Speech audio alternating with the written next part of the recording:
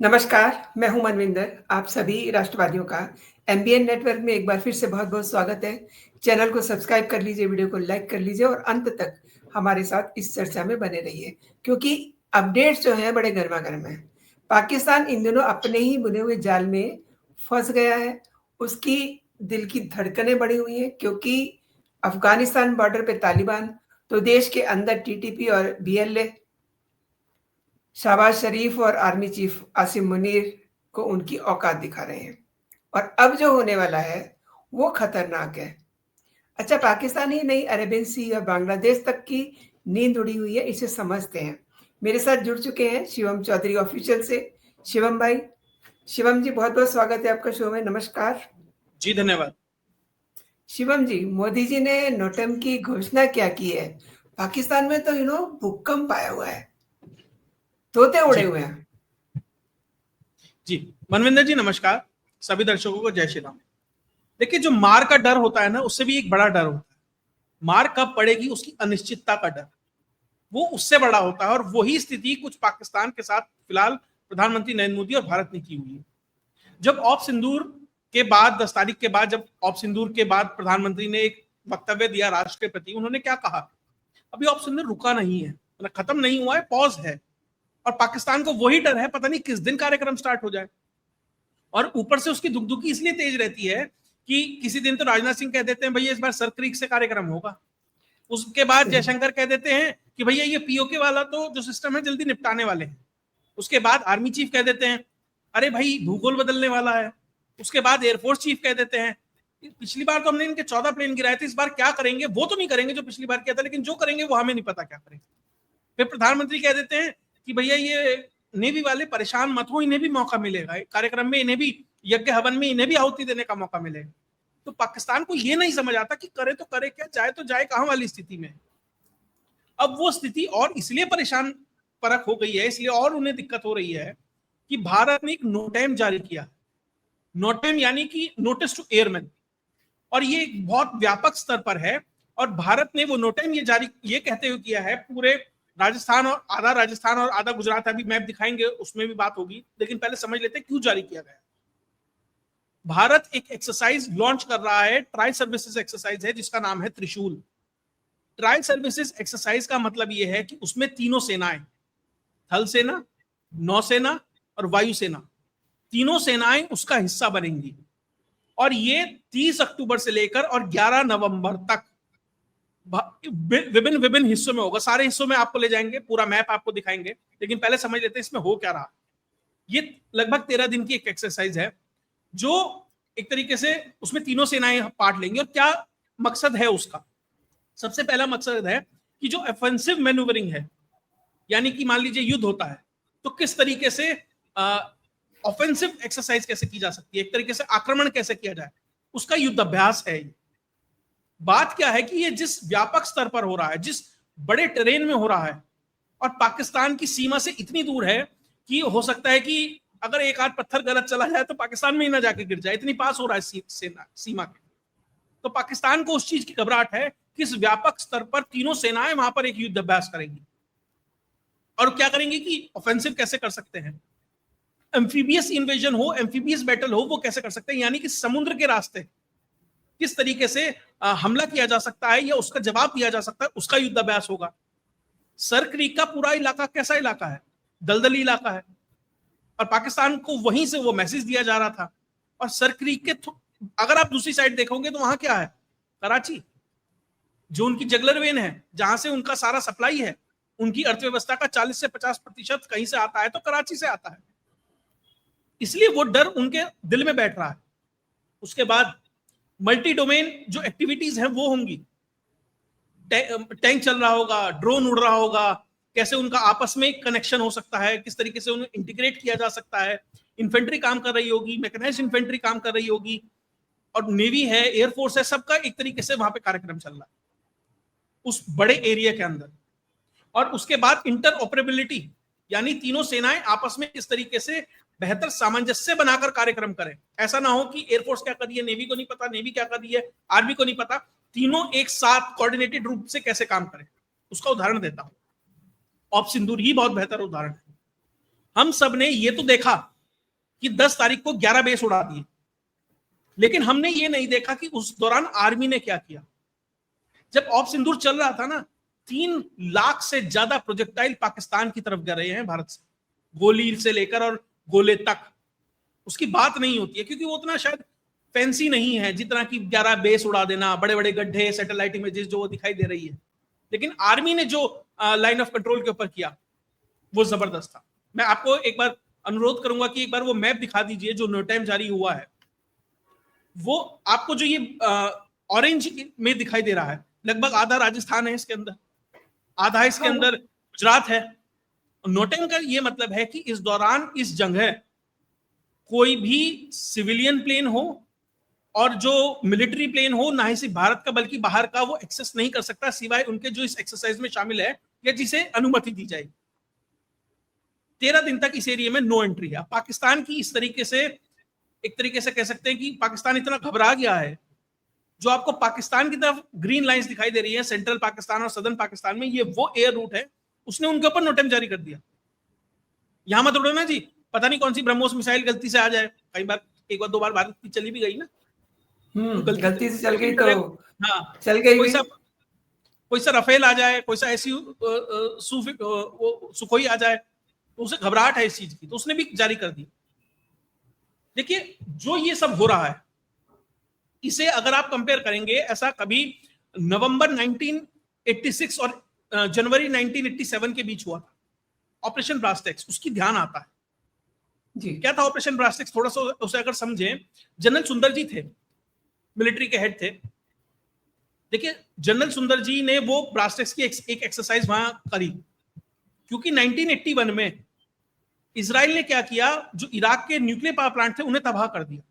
उसके बाद भारत की तरफ से, इजराइल की तरफ से ये इच्छा थी कि पाकिस्तान का जो न्यूक्लियर प्रोग्राम है उसे भी खराब किया जाए। तो जनरल सुंदर जी ने क्या किया, लगभग भारत की आधी फौज, 5 लाख के आसपास सैनिक थे, वो ले जाकर राजस्थान के बॉर्डर पे खड़े कर दिए कि हम यहाँ एक्सरसाइज कर रहे हैं, मिलिट्री एक्सरसाइज ऑपरेशन ब्रास्टेक्स के नाम से। और पाकिस्तान को यह घबराहट हो गई है हमारे न्यूक्लियर इंस्टॉलेशंस पे हमला कर दे, और पाकिस्तान ने भी रेसिप्रोकल तौर पर उतनी ही सेना वहां पर लाद दी। तो आप देखिए किस हद तक था, उससे कंपेयर किया जा रहा है। हो क्या रहा है, जो ये सब कार्यक्रम है, आप देखिए, अब 5 लाख तो जवान वहां नहीं जाएंगे क्योंकि आज का जमाना है टेक का। तो टेक के हिसाब से क्या इंटीग्रेशन है क्या, लेकिन बहुत बड़े स्तर पर वहां मोबिलाइजेशन होगा, सैनिक जाएंगे, क्योंकि आप इतनी बड़ी एक्सरसाइज कर रहे हैं, इतना सब कुछ कर रहे हैं, तो निश्चित तौर पर होता है। लेकिन इससे होगा क्या, इससे कई तरीके हैं जो भारत करना चाह रहा है। पहला, ये नहीं है कि भारत युद्ध कर देगा, हमला कर देगा, कुछ होगा भाई 11 तारीख को कोई नया कार्यक्रम हो जाएगा, 6 महीने पूरे हो गए। बहुत लोग कह रहे हैं 6 महीने हो जाएंगे जी, अब वो 6th मंथ एनिवर्सरी मनाएंगे, वो नहीं हो रहा। लेकिन एक चीज और ध्यान रखिएगा, इससे पहले भी 2 मिलिट्री एक्सरसाइज हुई थी, चाइना ने की थी, कि हम मिलिट्री एक्सरसाइज कर रहे हैं, बॉर्डर के पास गालवान हो गया था। रशिया ने की थी, तो उसके बाद क्या हो गया था, यूक्रेन हो गया था। मैं ये नहीं कह रहा भारत करेगा, लेकिन लोग इससे कनेक्ट कर रहे हैं, तो मैं आपको बता रहा हूं। पहली चीज, भारत इससे ये कर रहा है कि आपने पाकिस्तान के ऊपर वो प्रेशर बना दिया है कि जो पाकिस्तान को उसी रेसिप्रोकल फॉर्म में, उतने ही समकक्ष तौर पे अपने रिसोर्सेज को यहां लादने के लिए मजबूर करेगा। ऐसा तो नहीं है पाकिस्तान कहेगा चलो एक्सरसाइज कर रहे हैं छोड़ दो, यानी उसे उसी स्तर पर यहां पर अपने सैनिकों को उतारना पड़ेगा। तो आप उस डर को भी पैदा कर रहे हैं, पता नहीं कब चोट पड़ जाए, साथ ही आप उनके रिसोर्सेज को भी ड्रेन कर रहे हैं। मान लीजिए 11 तारीख को सुबह उठे आर्मी चीफ और ये ट्राई कमांड वाले, सर्विस वाले, सीडीएस वगैरह सब आए, क्या यार वो ना मजा नहीं आ रहा, इसे ऐसा करो 20 तारीख तक कर दो, 9 दिन और खेलते हैं। पाकिस्तान का सोचिए किस स्तर पर उनके एनर्जी और उनके रिसोर्सेज ड्रेन हो रहे हैं। दूसरी चीज, पाकिस्तान को सैनिक लगाने हैं, यहां पे मोबिलाइजेशन बढ़ाना है, रीइंफोर्समेंट देनी है, कहां से लाएगा? अफगान बॉर्डर से लाएगा। अफगान बॉर्डर से अगर सैनिक यहां लाता है, तो अफगानी तो कह रहे हैं भाई हम डूरन लाइन मानते ही नहीं, कि इस्लामाबाद के बाहर मरगला हिल्स है, वहां तक हमारा अफगानिस्तान है, हम तक तो वहां तक आ जाएंगे, वहां से हटाओगे तो वो चप्पल वाले और तौलिया वाले पहुंच जाएंगे वहां। मान लीजिए आपने अफगानिस्तान पे भी रखा और भारत पे भी रखा, आपको इंटरनली निकालने पड़ेंगे। तो ये बीएलए और टीटीपी वाले कहेंगे साहब ऐसा है, ये तो खुला खेल फर्रुखाबाद, ये मजे ही मजे, फिर वहां परेशान है, तो आप कहां से सैनिक लाएंगे? और ये कार्यक्रम चल रहा है, इस दौरान सऊदी वालों ने कहा भाई ये $10 बिलियन पहुंचाए, ऐसा कर 5-7 हजार भेज दे फिलहाल इमरजेंसी में। मान लीजिए उन्होंने मांग लिए, आप वो कहां से देंगे? तो पाकिस्तान तो परेशान है कि भैया करे तो करे क्या, कहां से करे। ये एक प्रेशर है उस पाकिस्तान के ऊपर, जिसका आसिम मुनीर ये कह रहा था कि भैया ये इस बार हमला ना ईस्ट से होगा, उसे ये नहीं पता था उसके ईस्ट से हो रहा है, उसके ही ईस्ट पे हो रहा है ये कार्यक्रम। दूसरी चीज आखिरी में, जो ये मैसेज है यहां से, ये मैसेज अमेरिका और चाइना के लिए भी है कि we are ready for conventional full fledged war. जो पूरी एक युद्ध होता है, जैसे सामान्य युद्ध होता है, उसके लिए हम तैयार हैं। और जिस न्यूसेंस वैल्यू को लेकर तुम ये मानते हो कि ये पाकिस्तान है, इससे हमारी उंगली करते रहते हो ना जो तुम, इस उंगली का क्या करना है और कहां इसको डाल सकते हैं वो हमें पता है, और इसके माध्यम से वो मैसेज उसे दे रहे हैं। मनविंदर जी, यहां से ये साफ नजर आ रहा है कि आप किस तरफ जा रहे हैं। उसके बाद एक और मैप है, तीसरा मैप, वो भी दिखाइए। अरेबियन सी के अंदर भी नो टाइम जारी हुआ है। जी जी, यहाँ पे 5 ऐसे आपको जो ब्लॉक्स दिखाई दे रहे हैं, 5 है। पहला जो ऊपर के 3 है, जो मुंबई और गुजरात के आसपास, आपको कोस्ट के आसपास दिखाई दे रहे हैं, वहां 25 तारीख से लेकर और 24 तारीख से लेकर और 27 तारीख तक का एक तरीके से नो टाइम है। वहां पे जो नेवी है वो live fire drills, autonomous vehicles किस तरीके से चलेंगे, ऑटोनोमस सिस्टम्स कैसे काम करेंगे, यूएवी है, बहुत कुछ है, उसका अभ्यास होगा। और जो नीचे के 2 दिखाई दे रहे हैं कर्नाटक और कारवार के आसपास के, वहां 25 तारीख से लेकर और 27 तारीख तक का है। यानी आपने अरेबियन सी के अंदर भी रेस्ट्रिक्शंस लगा दिए हैं कि भैया ये एरिया में भी आपको नहीं आना, यहां पर भी हमारा कार्यक्रम चल रहा है। यानी भैया नेवी को तैयारी तो करनी पड़ेगी ना। मान लीजिए कराची का घेराव करना है, उसका इन्वेजन करना है, बहुत सारी चीजें होती हैं, स्ट्राइक करना है, डिफेंड करना है, बहुत कुछ हो सकता है। उनकी इच्छा भी थी ना जी, उनकी इच्छा भी थी कि हमें मौका दिया जाए। भैया इच्छा पूरी होनी चाहिए, सबका साथ सबका विकास, सबका साथ लेके चलेंगे मोदी जी, सबको मौका देंगे। तो उसी तरीके से यहां पर भी नो सेल जोन घोषित कर दिया है, और यहां पर भी जो एक तरीके से कह सकते हैं आपकी नेवी है, वो पूरा का पूरा कार्यक्रम कर रही है। अब भारत जब ये सब हो रहा है, तो जो अमेरिका का जो बेस है डिएगो गार्सिया दक्षिण में पड़ता है, और आप डाउन साउथ जाएंगे इसी लाइन में, तो वहां से सर्विलेंस के प्लेन उड़ने शुरू हो गए। P-8 टाइप पोसाइडन उड़ रहा है। अच्छा, कितने जहाज हैं, कौन सी गोली चला रहे हैं, किस दिशा में गोली चला रहे हैं, कौन कौन सी चीजों को इंटीग्रेट करके काम कर रहे हैं, किस स्पीड पे है, किस मैन्यूवरेबिलिटी के साथ है, वो सब चीजें वो एक तरीके से मॉनिटर कर रहा है। तो उनकी भी एक तरीके से यहाँ पे कार्यक्रम शुरू हो गया है। अभी कुछ दिन पहले ही हुआ था, भारत ने एक और बड़ा नो टाइम जारी किया था, तब भी लोगों को बड़ा लगा था, बे ऑफ बंगाल में। वो पहले कहा कि हम 1400 किलोमीटर की एक मिसाइल टेस्ट करेंगे, फिर कहा नहीं नहीं साहब वो 2400 की है, थोड़ा और खिसका दिया नीचे को। वो कहा नहीं ना, हमें पता नहीं था जी, वो थोड़ी और लंबी है, 3500 की है, और नीचे को खिसकाओ। जब वो पूरा कार्यक्रम सेट हो गया, पाकिस्तान, वो अमेरिका वाले और चाइना वाले अपनी शिप शुप लेके वहां पहुंच गए, भारत वाले कह रहे हैं आज मूड नहीं है जी, फिर देखेंगे कभी, अब वो कैंसिल कर दिया। तो जिस तरीके से साइकोलॉजिकली आप खेल रहे हैं, आप प्रेशर भी बना रहे हैं, आपको कुछ करना है, वो यहां आ जाते हैं, आप मना कर देते हैं, और अचानक से आप घोषित कर देते हैं कि भैया ये चाइना वालों की PL-15 गिर गई थी, वो हमने खोल खाल के उसमें 3-4 नई टेक्नोलॉजी मिली है, हमने वो अस्त्रा में जोड़ दिया, अस्त्रा 2 में। आप कह रहे हैं यार ब्रह्मोस, हमारा ब्रह्मोस NG भी आ रहा है, ब्रह्मोस की रेंज भी 800 किलोमीटर कर रहे हैं। आप ये भी कह रहे हैं भैया अब हमारी नेवी सिर्फ रेड सी से लेके मलक्का स्ट्रेट तक नहीं है, अब हम साउथ चाइना सी में भी जाएंगे और मेडिटेरेनियन सी में भी जाएंगे, अब हम साउथ कोरिया के साथ भी युद्ध अभ्यास करेंगे, और अब हम ग्रीस के साथ भी करेंगे, हम ऑस्ट्रेलिया के साथ भी कॉपरेशन बढ़ाएंगे। तो जिस तरीके से आप अपने विंग्स को एक्सपेंड कर रहे हैं, ये बहुत जरूरी है कि उभरती हुई, अगर आपको महाशक्ति बनना है, क्योंकि आपके इंटरेस्ट को सिक्योर करने के लिए चीजें जरूरी है। तो इंटरनली बहुत जरूरी है मैसेज देना पड़ोसी को, और ये मैसेज उस चाइना के लिए भी है, उस बांग्लादेश के लिए भी है। उस बांग्लादेश के लिए क्यों है? पाकिस्तान किस तरीके से नोटोरियस है। आज जो पाकिस्तान का नंबर 2 है सेना में, जनरल शाहिर शमशाद मिर्जा, मुनीर से नीचे आता है, चेयरमैन है joint chief of staff committees का, वो बांग्लादेश के अंदर है। 24 तारीख को वो दुबई से ढाका की फ्लाइट लेता है, बांग्लादेश पहुंचता है, वहां के रेडिसन होटल में रुकता है, और उसकी फ्लाइट नंबर है EK584। ये तक आपको बता रहा हूं। 6 लोग उसके साथ जाते हैं, उसकी पत्नी है, 2 मेजर है, ब्रिगेडियर है, एक अदर रैंक ऑफिसर है, और वो वहां जाकर जो सीमावर्ती इलाका है, खासकर चिकन नेक, उसका एक तरीके से मुआयना कर रहा है, और सिलहट का जो कैंटोनमेंट है उसमें वो जाएगा। तो ये दर्शा रहा है कि पाकिस्तान किस तरीके से डेस्परेट है, अमेरिका के लिए ग्राउंड तैयार कर रहा है बांग्लादेश में, कि भैया ठीक है, तुम्हारी इंटेलिजेंस है, तुम्हारा पैसा है, ग्राउंड वर्क हम करेंगे, भाड़े के हैं, हमें रियाल दो, डॉलर दो, कुछ भी दो, हमारी वैल्यू है नहीं पैसे नोट की, तुम्हारी की है, जिसकी वैल्यू है हम उसके लिए अपना तैयार है। हीरा मंडी, ग्राहक अच्छा होना चाहिए, बस वही कार्यक्रम वो कर रहे हैं।